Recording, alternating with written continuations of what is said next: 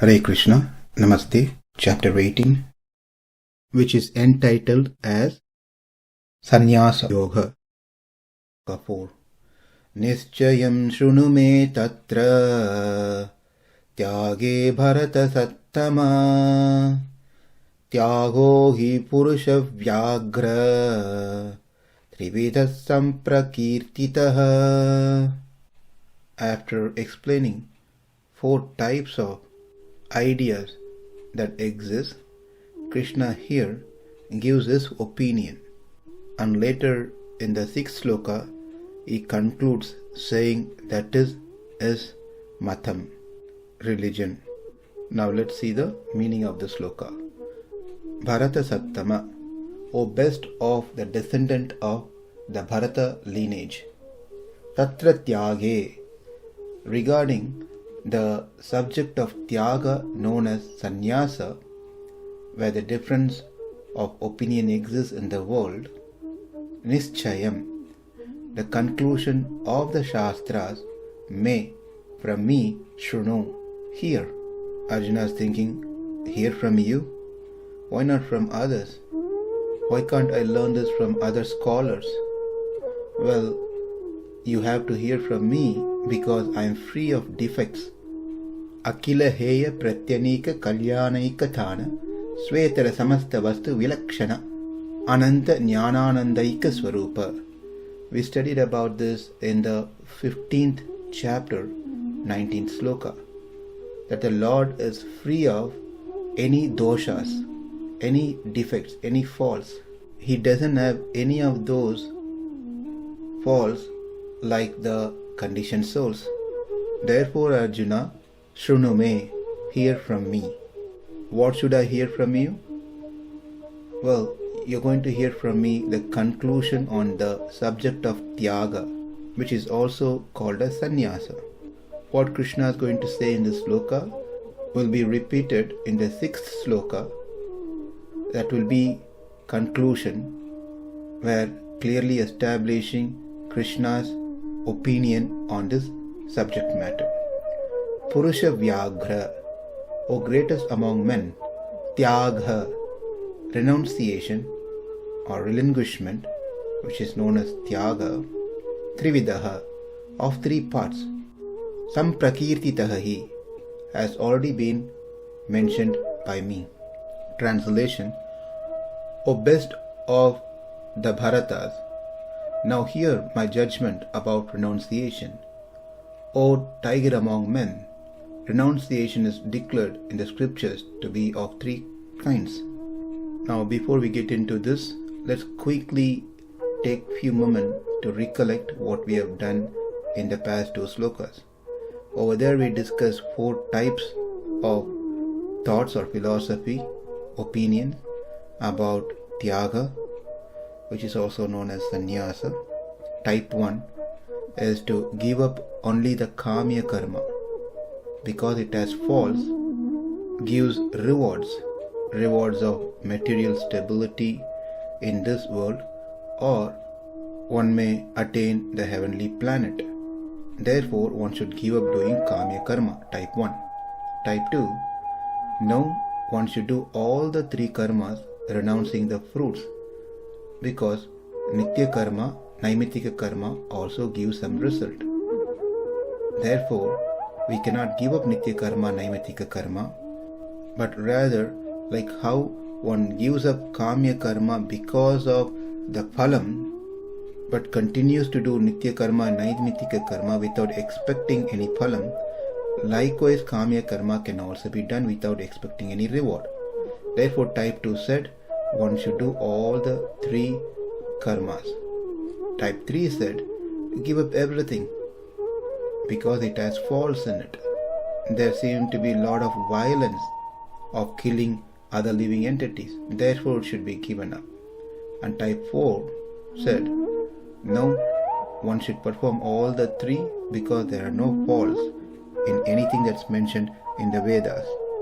Therefore, the Vedas cannot be criticized. This is Jaimini's school of thoughts called Mīmāmsa. After explaining what is being spoken about tyāga in the world, Now Krishna is going to give his opinion about this subject. Let's connect what we have learned so far. Arjuna asked, is there a difference between tyāga and sannyasa? Krishna responds, no, there is no difference. They are one and the same. So what is tyāga? Tyāga means renunciation. That is what mentioned in the Vedas. Well, what is that one has to renounce? The action itself or the results? In response, Krishna said, well, there are different opinions on this by different scholars. Some say one has to give up everything. Some say one has to give only certain things. Some say one has to do everything. Giving up the result. Well, is the result that needs to be given up one or many? And that answer is given over here in the Sloka. Srila Prabhupada in his purport, following the footsteps of Baladev Vidyabhushan and other acharyas like Vishwanath Chakravarti Thakur, mentions that there are three types of tyāga. Tri-vidhaḥ, as it is said in the Sloka. Sattva guna tyāga, rajo guna tyāga, and tamo guna tyāga, which will be further explained in this chapter. So the tri-vidhaḥ does not refer to the three things that we saw earlier, that is kamya karma tyāga, sarva karma phala tyāga, or sarva karma tyāga. None of those things are mentioned here as tri-vidhaḥ, three types or three parts. There is also other viewpoint given on this term tri-vidhaḥ by Sripad Ramanujacharya in his commentary, and also by Madhvacharya, that this term tri-vidhaḥ refers to three types of tyāga: kartritva buddhi tyāga, mamata tyāga, and phala tyāga. Kartritva tyāga means giving up the idea of doership. Mamata tyāga means giving up the mentality of ownership. Phala tyāga means giving up the idea of wanting to enjoy the results. Kartritva vishaya tyāga, giving up the mentality of doership. This has been already explained by Krishna in the second chapter, 47 sloka. Karmanyevadhikaraste ma phaleshu kadachana ma karma phala heturbhur ma te sangastu akarmani. Arjuna, you have a right to perform your prescribed duty, but you are not entitled to the fruits of action. Never consider yourself the cause of the results of your activities, and never be attached to not doing your duty. So, the thought that I am not the doer should be there for all the actions that we do. If we don't have this understanding, then obviously one will be expecting a result, because one thinks that he is the doer, therefore he needs a reward. So the thought should be always there that I am not the doer. Why it is said kartritva anusandhanam? Kartritva anusandhanam means having a thought that I am not the doer, because in reality it is I who perform the action physically. But we are not the only one who does the action. There are many other supporting factors which involved for one to get their action done. Therefore, the thought is very important that I am not the doer. So one more time, it is I who do the work. I am the karta. But the thought that I am not the doer should be always present in any action that we do. Then one may say, it is not better that I not do the action itself if I have to think like that. If you say it is God who is the doer, not me, then God is the one who studied for the exam. God is the one who wrote the exam. God is the one who got the result. He is the one who is going to enjoy the result. Then what am I for? If I have to think that I am not the doer, then better I don't do the work. I don't need to get up in the morning. The Lord will get up in the morning. I don't need to chant his names. He will only chant his own names. I don't need to do archana for him. He will do archana for himself. I don't need to cook for him. He will cook for himself. I don't need to do any service at the temple. He will do himself whatever the service needed. I don't need to collect fund for the temple. He himself will be the fundraiser. He will be the pujari. He will be the cook. He will be the singer. He will be the speaker. That is why Krishna mentioned already in that 47th sloka of the second chapter, now you have right to perform your prescribed duty and never be attached to not doing your duty just because you are not entitled to the fruits of action. Why?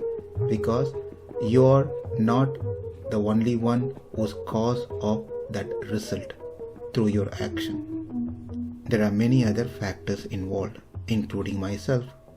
It is only by doing one's karma, one's duty, one can get purified. And it is through that purification process one will lead towards moksha, to attain the spiritual world, to be engaged in the service of the Lord.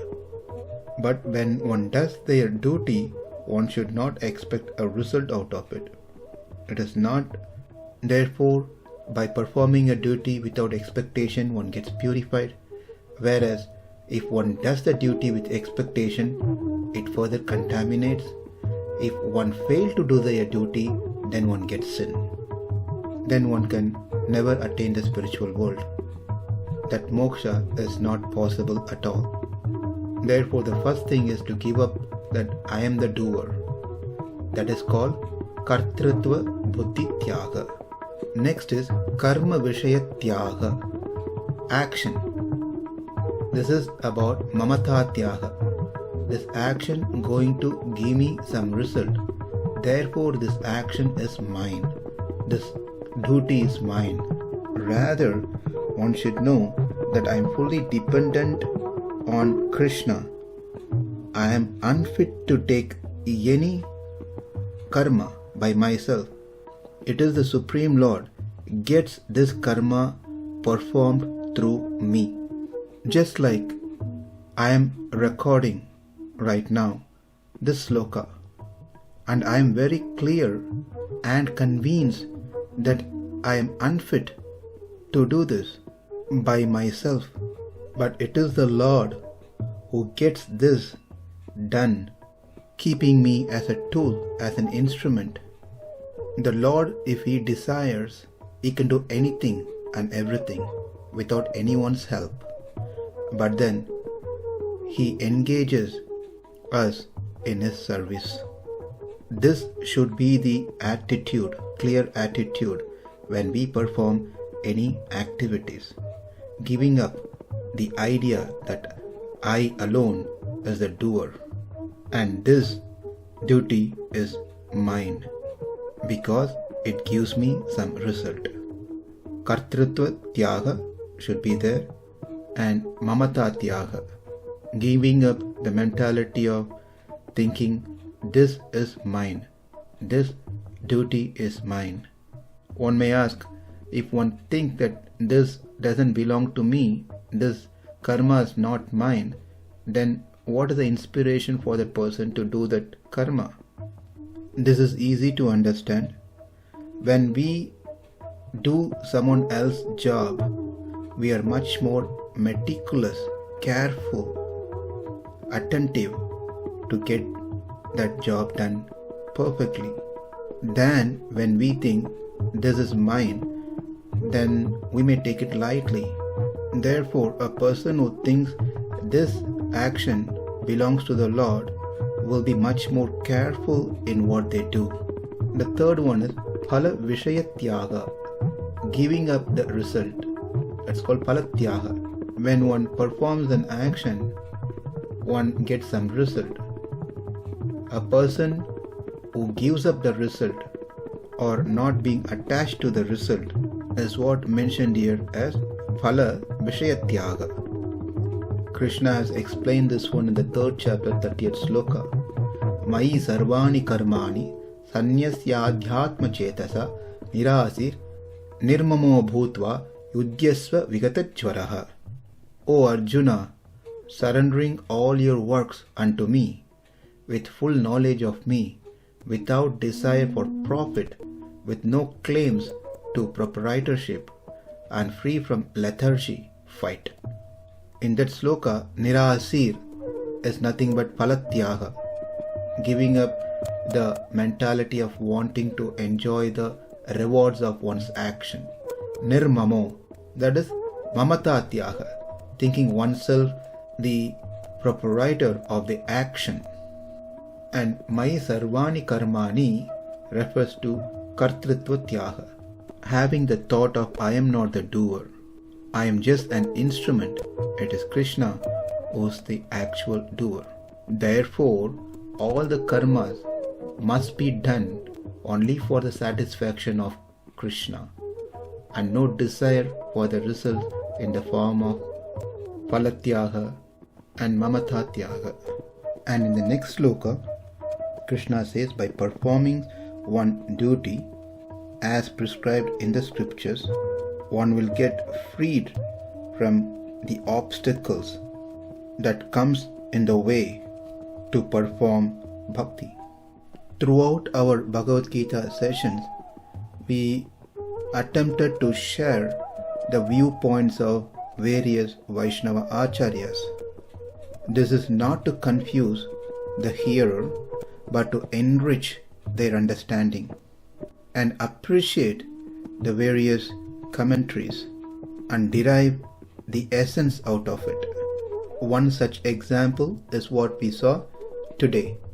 One term, tri-vidhaḥ, was interpreted as 3 types of tyāga, sattva, rajas and tamas, whereas other Vaishnava Acharyas interpreted that as tri-vidhaḥ tyāga.